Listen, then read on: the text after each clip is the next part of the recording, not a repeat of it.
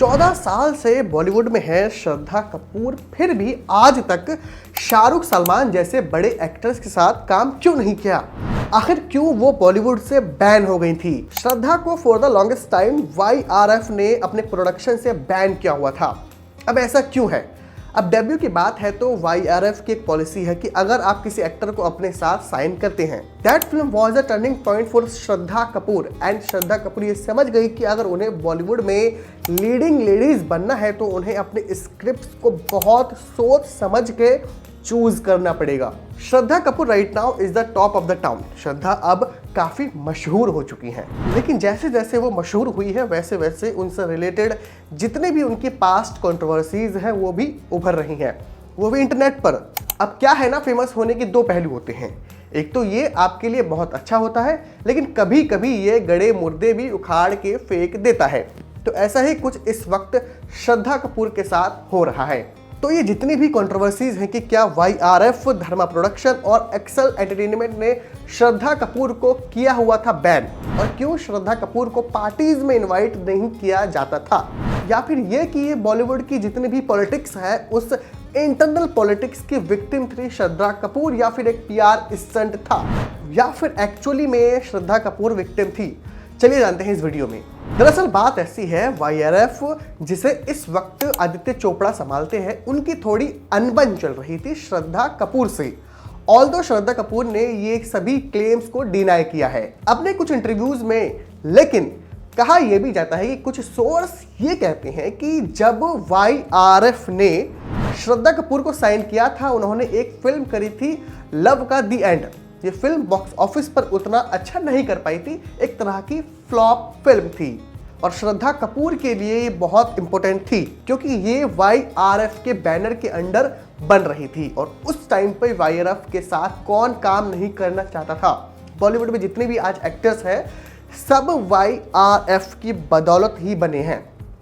अब डेब्यू की बात होती है तो YRF की एक पॉलिसी है कि अगर आप किसी एक्टर को अपने साथ साइन करते हैं तो वो 3 मूवीज एक साथ साइन करते हैं। फॉर एग्जाम्पल, जब श्रद्धा कपूर को साइन किया गया था फॉर लव का दी एंड, भले ही वो फिल्म नहीं चली हो, लेकिन श्रद्धा के साथ एक बॉन्ड साइन हुआ था जहां ये लिखा गया था कि वह आगे की 2 फिल्म YRF के बैनर के साथ ही करेंगी।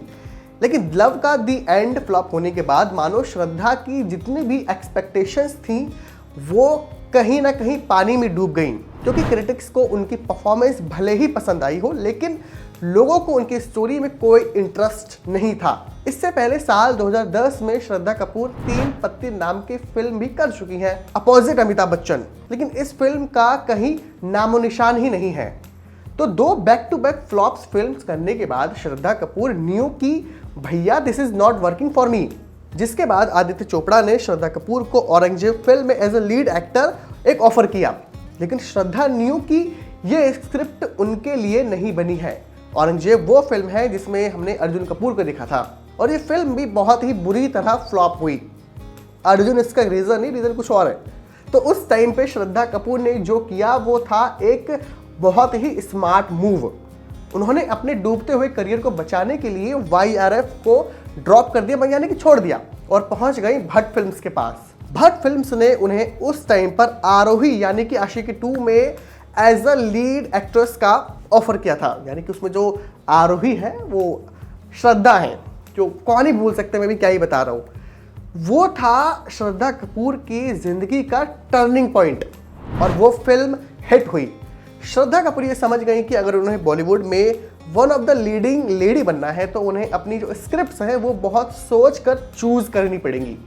लेकिन ये श्रद्धा को क्या पता था कि इस स्टेप से वो खुद का करियर तो बचा लेंगी, लेकिन बहुत सारी दुश्मनी मोल ले लेंगी। आदित्य चोपड़ा का ईगो काफी ज्यादा हट हो गया था कि भाई मैंने उसको ऑफर किया, इसने मेरा ऑफर एक्सेप्ट नहीं किया और तो मुझे धोखा देके वहां चली गई। और इसके बाद आदित्य चोपड़ा ने श्रद्धा को किसी भी फिल्म में कास्ट ही नहीं किया।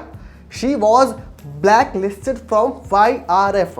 अब आप सबके मन में एक सवाल जरूर आया होगा कि उनके समय की बाकी एक्ट्रेसेस जो हैं, आलिया भट्ट हो गई जैसे कि उन्होंने डियर जिंदगी में शाहरुख खान के साथ काम किया है, तो श्रद्धा कपूर ने क्यों इनके साथ काम नहीं किया?